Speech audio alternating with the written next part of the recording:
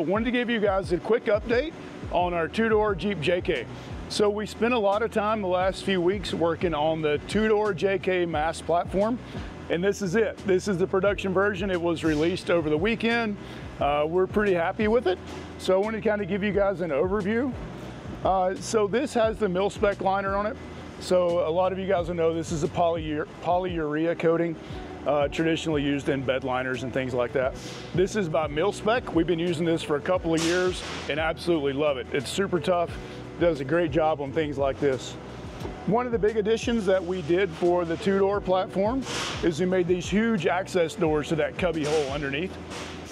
And this is something that will work its way into the other models as well. But we're pretty happy with just the large size of that and then the strength. So these are made out of 1/8" aluminum, and then the supports underneath are steel, and they're held on with magnets. So there's nothing to rattle around or anything like that. So that turned out great. Stoked about that. So on the side over here, on our driver's side column, we have an ultralight wider slider at the bottom. This guy's pretty cool. It weighs about 13 pounds. Everything is aluminum, nothing to corrode, nothing to rust. On the bottom of the tray, on the slide, we have a pack out adapter. So this allows us to do all of our Milwaukee pack out stuff. So pretty basic in design. Again, no moving parts, nothing to rattle, super lightweight. It works great.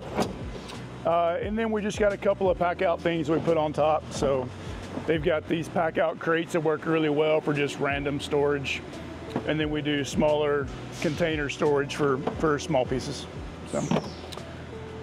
So the next thing that we're going to do probably this week is work on some different type of storage components. So traditionally with our mass system, we work off of 2 equal size columns, and that allows you to sort of mix and match and move things around, and it stays pretty flexible that way. What we're going to do here, and I think we mentioned it in one of the earlier videos, I want to do a narrow fridge slide for refrigerators such as this. So most of our customers call up and say, what's the largest fridge I can get in the back of my vehicle? Which is all fine and good if you're going off grid for a long time or you got a lot of people with you, things like that.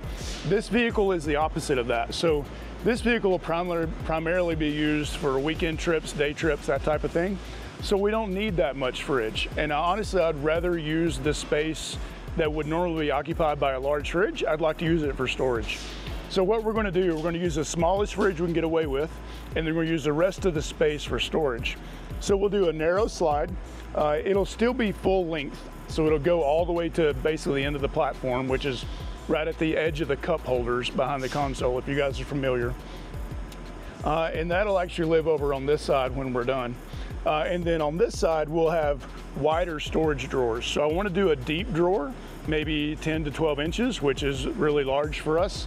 We generally do smaller drawers that are a little easier to get to and things like that. But I want it to be big enough to put mountain bike helmets and things like that in it. So a little different from the norm, but we think it'll show some flexibility of our mass system and give you guys some more options to outfit your own vehicle. Another big update, we received a huge pile of parts from Metal Cloak a couple days ago. So we've got really cool fender flares for both ends. We've got rocker guards. We've got the bars that go onto those.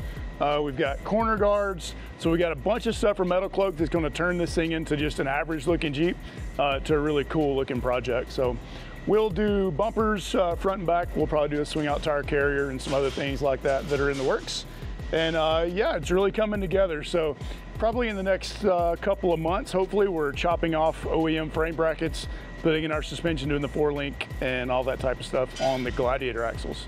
So really excited to get this thing going even further, but all the updates are coming together great. Excited to show it off. Thanks for watching.